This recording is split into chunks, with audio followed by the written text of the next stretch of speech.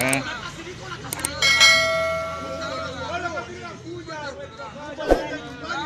Huyo mmesema nani? Huyo amegeuka kaangalia. Endeni.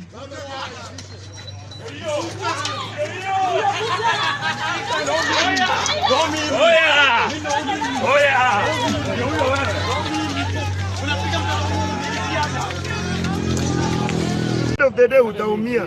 Sisi tutarudi the other side, we pack up Raila.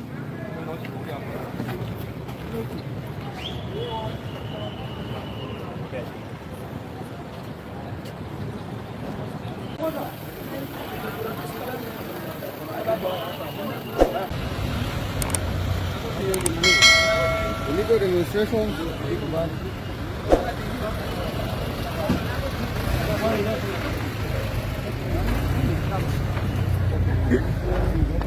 Đó. Có thể cho là nunca vi.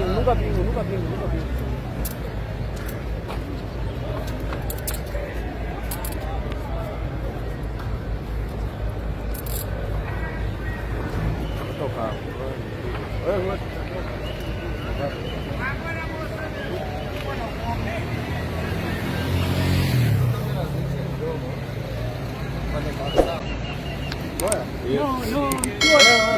No, fanya vile mnafanya sasa nini?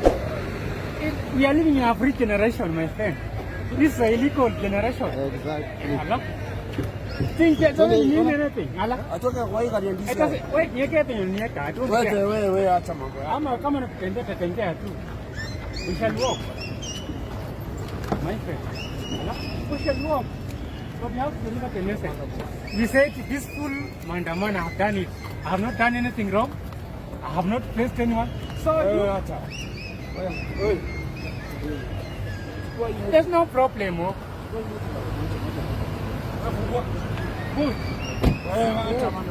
Yeke ana shida. Tumezoea hii maisha hii. We are detained now. We are detained. Also we are detained. For what? Acha mambo yako. Bwana nini? Sasa kusumbua.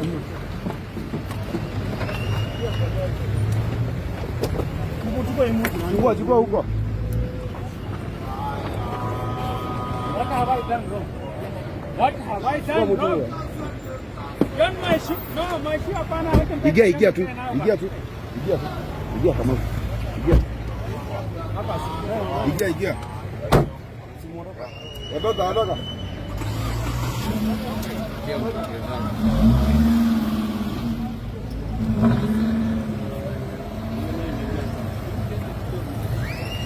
Hello everybody, welcome back to my YouTube channel. This is Elijah Gishuru. Subscribe if you haven't, because most of you are watching the videos but you've not yet subscribed. So this is the greatest YouTuber in the Republic of Kenya, and the E in my name stands for exactly what you need. So videos circulating on social media have seen or have made us see the new tactics that have been employed by police officers in order to arrest protesting Kenyans in the streets of Nairobi and other parts of the country.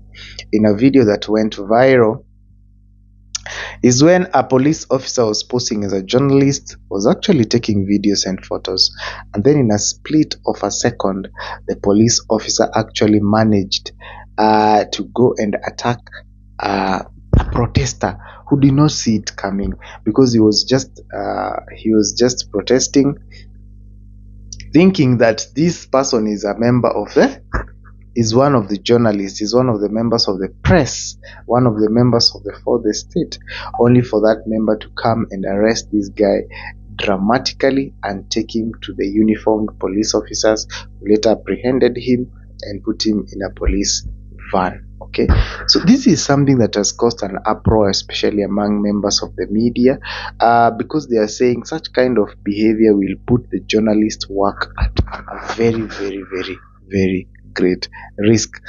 In fact, the Media Council of Kenya released a statement about that particular incident, and I want to take you through the incident.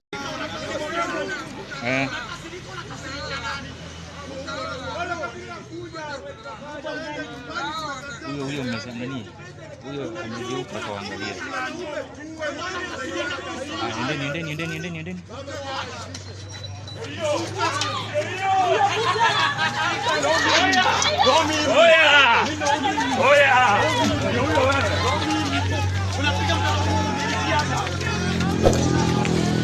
So that you can give me your thoughts, guys. Do you think that such kind of an act threatens the lives of journalists in this sense? Because they're arguing the next time journalists are close to protesters, the protesters will revolt against these journalists, because they think these people are a cover-up. These people are police people who are pretending to be journalists, and then at the end up apprehending these people. So let me take you through this statement, press statement by the Media Council of Kenya for immediate release. Police, the heading or the title of this statement is Police Masquerading as Journalists. Police masquerading as journalists to arrest protesters is a threat to media work. The Media Council of Kenya has noted with deep concern cases of security officers camouflaging as journalists covering protests with intent to arrest protesters. Impersonation of journalists by the police is a grave and professional misconduct on the part of the police and endangers the lives of journalists in the line of duty. While the council appreciates the release of journalists who were earlier arrested while covering the protests, the detaining of journalists was unnecessary, arbitrary, and ridiculous. The work of journalists is protected under Article 33, 34, and 35 of the Constitution, a right that should be respected by all. Signed by David Omwanga Onyango Omoyo, David Omoyo, member of the Burning Spear, Chief Executive Officer and Secretary of the Media Council of Kenya. So guys, do you think that police masquerading as journalists actually threatens the work of the journalists? Do you think that this can cause protesters to rebel against journalists? What's your take? Siku ile Ruto akitaka tuongea na yeye. Tunaona leo gari zimerara hapo. Yeye na baba nani president? Simuulize hivi. Siasema watu wakuja town na wakuja. Na hizi tuko nyuma ya Raila. Sisi tulimpigia kura lakini tuko nyuma. Kwani anapandisha na hiyo maandamano? Hata papa asiweke siku tatu. Kila siku. Iwe kila siku. Tunataka hivyo. Watajilipa na nini? Ruto alijitia mimba ni yeye kufanya mambo ya nini? Mafuta my friend. Ambia Ruto aje kudanganya Wakenya. Saizi atuelezee wale Wakenya wako nyuma yake, labda awalipe. Sisi hatuko nyuma ya Ruto. Saizi hata mwambie arudishe debe uone. Alisaini kazi tuende kwa debe kama atapata kura. Wewe ambia Ruto kitu moja. Akitaka tuongee na yeye kitu moja, mafuta irudi chini. Arudishe 50, alituambia kwa kampeni itakuwa 50. Saizi iko 200. Hiyo ujinga. Mwambie hiyo ujinga hatufanyi. Aparaka siko hiyo ujinga. Sisi tushakataa. Sisi watu wa matatu sisi hao. Tushakataa. Mimi nakwambia Kenya wataki. Hatutaki Ruto. Sisi ndio tulipigia Ruto. Mimi nilipigia Ruto kura. Lakini saizi mambo ya Ruto hatutaki. Raila anaitisha anasema leo ni all day nazi. Kwani zimefanyika? Angalia town vile iko gosi. Tulikuwa tunadhani ni hasara, kumbe ni dynasty. So Ruto is a dynasty. Aje kudanganya Wakenya. Aje nikwambie tia anatembea anaenda Homa Bay huko, anaonga watu ndio wakuje kwa mkutano. Hata tumeona afadhali tungeacha Uhuru aendelee. Tuseme president had got no limit. Serikali Uhuru ilikuwa better compared na Ruto. President ni mtu wa kusikiza wananchi. Kura sisi ndio tulimpea, si yeye alijipea. Na si ati tulishindwa kupigia baba kura kuwe president. Ni vile baba aliingianga na Uhuru. Tulikataa serikali ya Uhuru na yake tumeikataa with Uhuru. Hata hajamaliza mwaka mmoja kwa ofisi.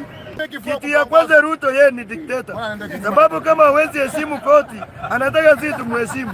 Yeye atakuwa president wa nani my friend? Tuulize mafuta 50 shillings. Nani alimwambia tunararanga nje? Anatujengea nyumba.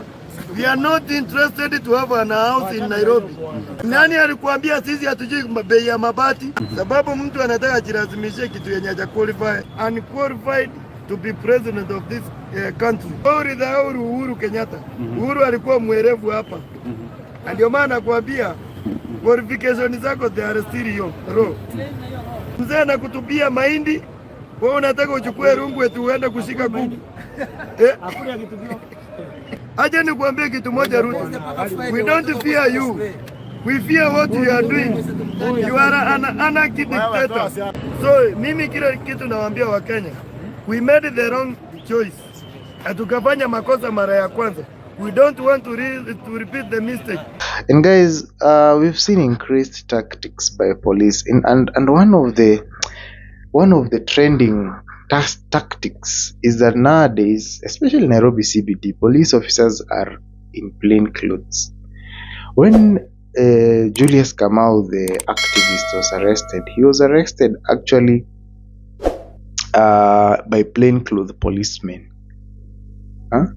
Another protester there who was just protesting in Nairobi CBD, again arrested by plainclothes policemen. They just look like business people. You can't even know this is a police officer. This is not a police officer, you know, because they're just in plain clothes, and then the police car is somewhere. Once they arrest you, you are taken. Even the DCI salutes, they're just using Subarus, and they're using these Subarus with and they're in plain clothes. Even at Jacaranda, we saw all the police that came out there to shoot at protesters who were just there who wanted to form to fill that ground and start protesting. They were all in plain clothes. So nowadays, I think one of the ways the police are using to capture this, because the moment you see police officers, people repulse. They see that uniform, the gear, the guns, you know.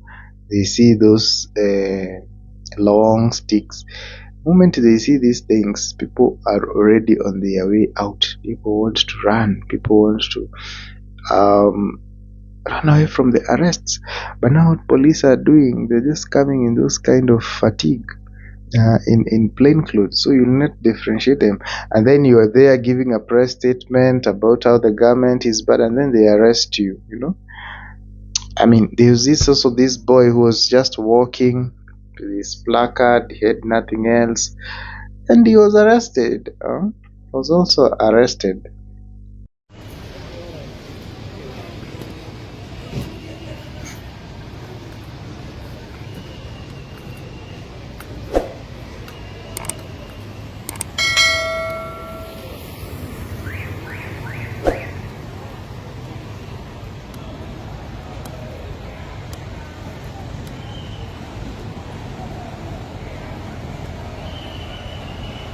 Mzito, uko sawa? Can we have a talk?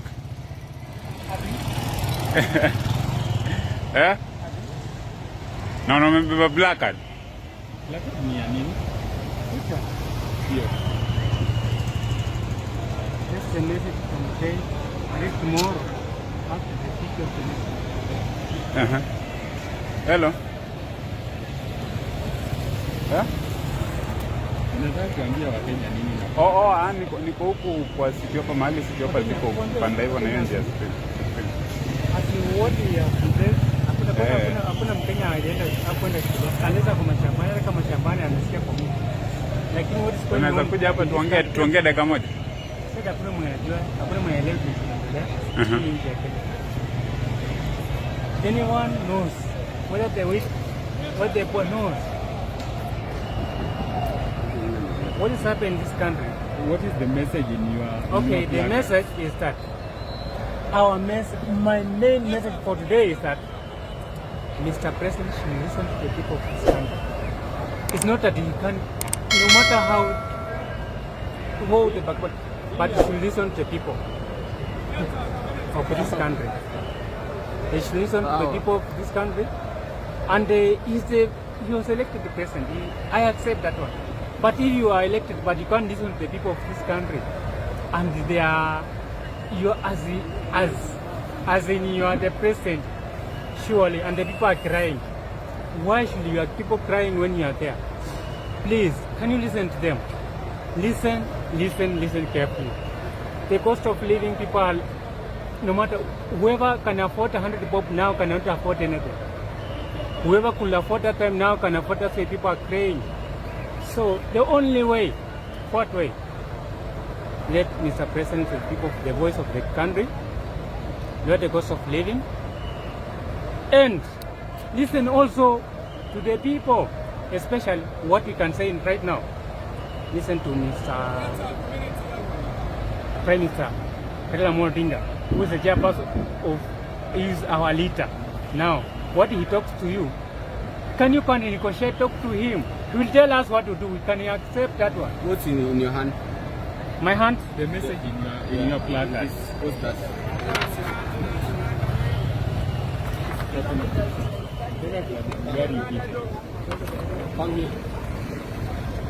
Haya, tufange huko kidogo.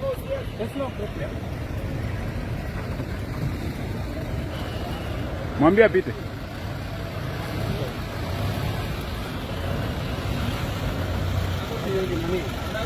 Illegal demonstrations.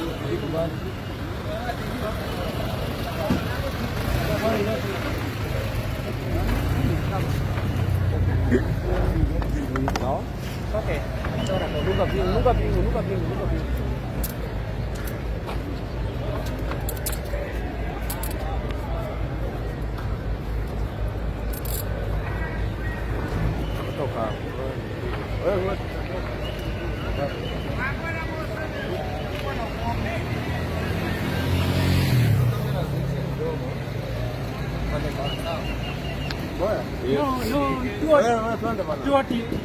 Fanya venye mnafanya, si ati nini.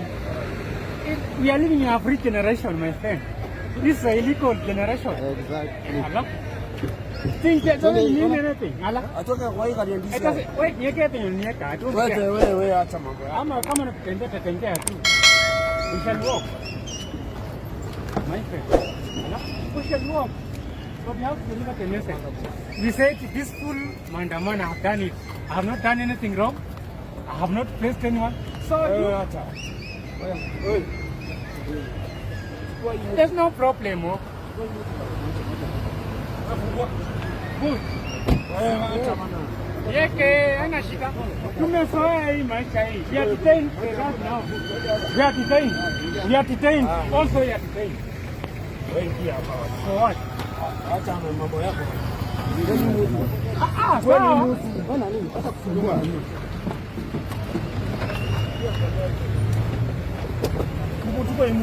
Chukua huko. What have I done wrong? What have I done wrong? Don't my shoe. No, my shoe hapana. Ingia tu. Ingia kama. Ingia. Ondoka.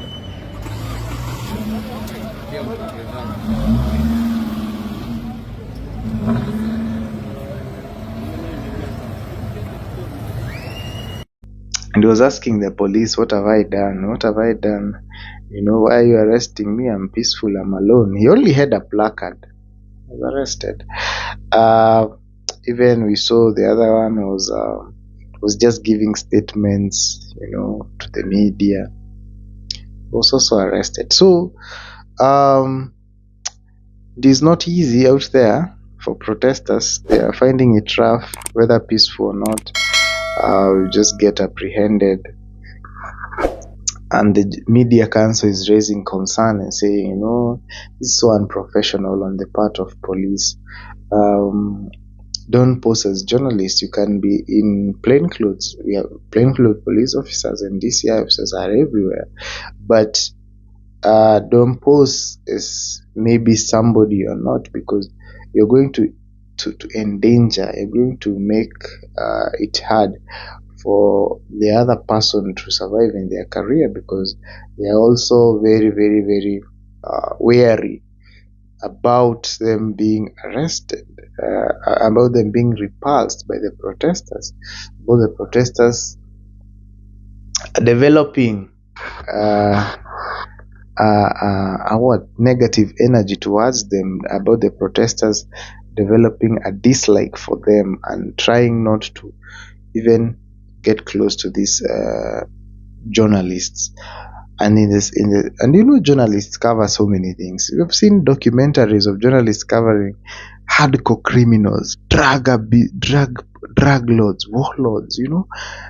Journalists cover anybody. They even cover even the terrorist groups. Yeah? Just go to YouTube and look at Al-Shabaab interviews. You will see the journalists being permitted to go and interview these guys. So when their life is endangered, then also the society can miss out, because we also rely on the media for information, to find out what is happening in the country, to find out where is the demonstrations, what are we supposed to do, to find out things like everything, literally everything we know comes from the media, and therefore it is very, very risky for the media not to be empowered to do what they are meant to do, because you see, the media, the eyes of the society, they help us to know. So many people rely on the media and their work to help them find out what is happening. Anyway guys, thank you so much for watching this video. I appreciate your efforts here, guys.